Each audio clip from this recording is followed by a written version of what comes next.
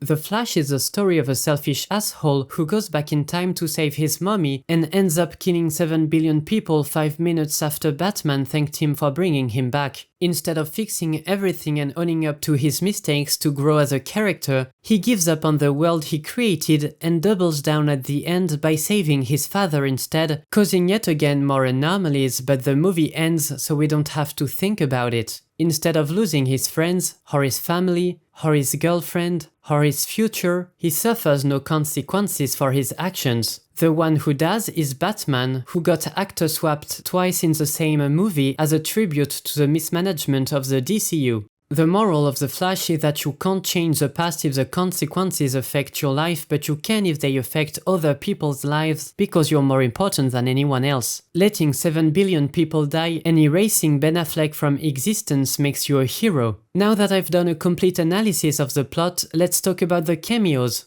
The only characters that were not just here for a cameo were Affleck's Batman, Alfred, and the father of Aquaman. I guess Michael Keaton wasn't supposed to be a cameo, but he's so badly written that it's hard to see him as anything else. We learn very little about what he's been up to since '89. There's a total of 20 seconds about his past where he talks about the death of his parents, which nobody cares about because it's generic Batman stuff that we've seen 10 times before. It's not something unique to Keaton's Batman. In fact, it's so generic that he says the same thing Ben Affleck said an hour earlier. Instead of giving him interesting lines to further his story, the writers amazingly resorted to having him recite lines from 30 years ago. Great writing, guys. There's no mention of other characters from Keaton's movie, which doesn't matter anyway because there's no guarantee that the movie from 1989 actually happened. He retired because Gotham is one of the safest cities in the world, which doesn't fit with what we know of Batman, and there's no explanation for it, so we have to take the writer's word for it.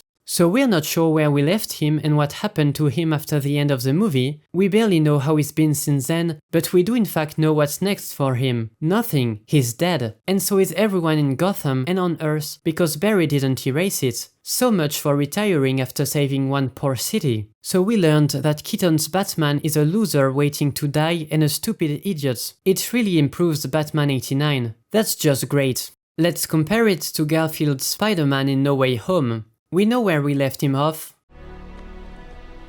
I knew you'd come back. How he dealt with the end of the movie. I carried on, tried to keep going, but at some point I stopped pulling my punches. How he's been since then. You have someone? And what's next for him. I wouldn't give up. If you want to argue that it's a cheap character arc to make people cry, you can try, but from a writing and character standpoint it works. Garfield's Spider-Man went from point A to B to C to D. That's the definition of character work. It has objectively more value than a fake shot of some random Superman from 30 years ago staring off into the void. Hear me out, it's just an idea I came up with in 5 seconds. What if Keaton was playing Batman, but instead of being Bruce Wayne, he was Thomas Wayne, his father, which would explain the age discrepancy, but more importantly would give a different perspective to his story. I know, crazy idea. And then as Thomas dies, he gives a letter to the Flash for Bruce Wayne and he reads it at the end of the movie, which would be a very lazy but neat way to have Keaton's Batman talk to Affleck's Batman as well as give some kind of closure to the DCU. Nope, instead we have a silly cameo at the end for some laughs. Clooney is here as a cliffhanger. Am I watching a TV show or a movie? We're going to hang for a long time because there won't be a second season. I really love how they end the story with the big reveal that Barry broke his own timeline, which as we've established for 2 hours is incredibly serious, and at the same time they're showing the guy from the silly movie. Are we even going to address this in Blue Beetle and Aquaman, or are we just going to end the DCU with a silly joke? The post-credits scene really makes it seem like we're being told to turn off our brains. The Flash, a fantastic movie that I really love that resets the entire DC universe. It does? The DCU is reset at the end of The Flash? No, what the hell are you talking about? This can't be the new universe, right? Batman's a fascist! Are you really suggesting that you'd replace all these incredible actors only to have George Clooney as Bruce Wayne while keeping Ezra Miller and Amber Heard? What a fascinating lineup. So not only do you have to convince people that you're going to stop writing garbage stories, but you also have to convince people and the shareholders that the silly Batman and the 2 actors despised by the internet should be part of your universe. It all sounds very exciting. I can't wait. The other actor they could keep in the DCU is Sasha Calle as Supergirl, and it's also kind of funny because her introduction was completely wasted, and they'll have to work twice as hard to convince people that she's not playing a joke character. Was the whole appearance, or should I say cameo of Supergirl, some kind of a joke? She has 3 lines, the dumbest character arc possible to fit into these 3 lines, and then she dies. Was there a bet in the office to see if she could die faster than Superman? You can stab Supergirl with a random blade now? The blade is mightier than the atom bomb. That's crazy. But not as crazy as the cameo of Wonder Woman that made me lose my mind. It's the exact same cameo she had in Shazam 2. She comes out of nowhere when the fight is over to somehow save the day. The camera zooms in on her face with her stupid smirk and we can hear her overused theme in the background. There's even a joke where a young man humiliates himself in front of her. She laughs it off and just walks away. What is happening? I'm so glad she played Tarzan in her dumbass sequel, otherwise she would have been limited to mere cameos since 2017 like Batman and Superman. What a great use of the Trinity. The next cameos are from Zod and his gang. What can I add to what has already been said by Michael Shannon, who played Zod? Yeah, I'm not gonna lie, it wasn't quite satisfying for me as an actor. These multiverse movies are like somebody playing with action figures. It's like, here this person, here that person, and they're fighting.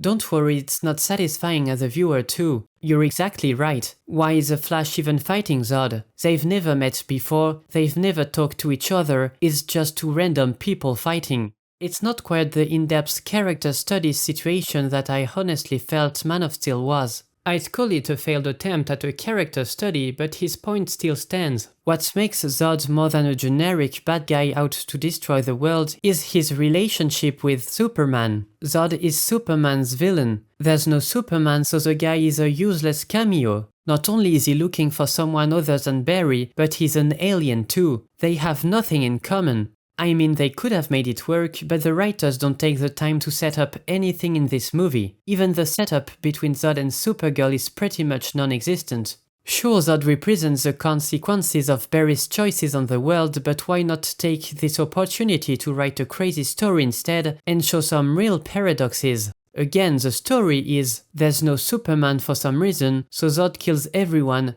the end. This is so underwhelming. How lazy can you possibly be? I don't know, the Amazons or the Atlanteans could step in instead of Superman to defeat Zod because they're stronger and they don't want to die. Instead of being afraid of Superman, humanity is now afraid of them, and it ultimately leads to a world war. The Flash is sent to the last day of the war, and after seeing his mom and training with Barry, he fights until the world ends. Because unlike this stupid movie where everyone died because 1 Supergirl, 1 Batman and 2 Flashes couldn't beat Zod for some reason even after a billion tries, the version I'm totally making up has so many players involved that it would actually be impossible for Barry to fix it. And maybe we could use this opportunity to show alternate versions of the heroes we know, like say Captain Sparklefingers. Now we don't have cameos from Aquaman or Wonder Woman, we have actual characters taking part in what I like to call a story. Now we're building something even if the premise is stupid, like in No Way Home. The Flash has a stupid premise and stupid character work that just removes what was built in Man of Steel. Zod and his gang are reduced to a plot device, a cameo.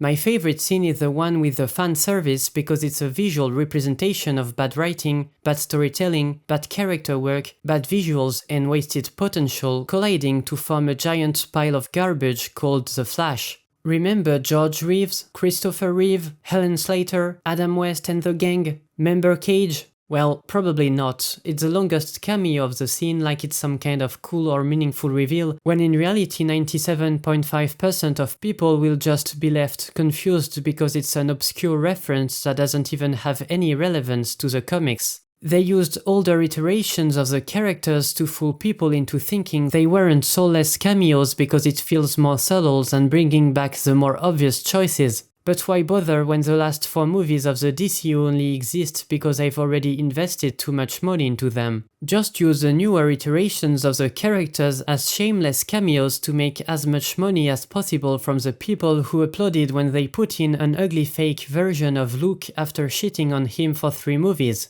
The Flash is exactly like The Mandalorian, just cameos of random old characters acting differently from what they used to fit their garbage story and without giving them anything of value to do. The camera is filming something that is literally and figuratively soulless and somehow people like it.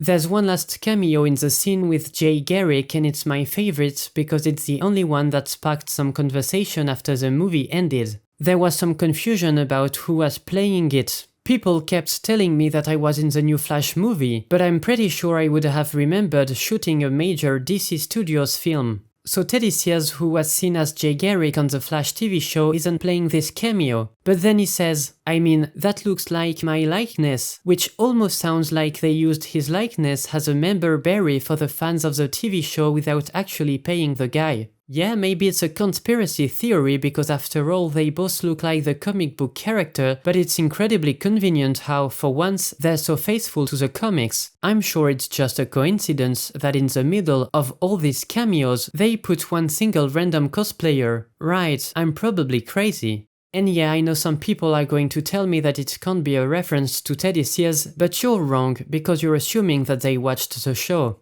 And of course, the most manipulative cameo of all is the music of Danny Elfman, because recycling old songs is a very powerful trick to make people like a garbage movie.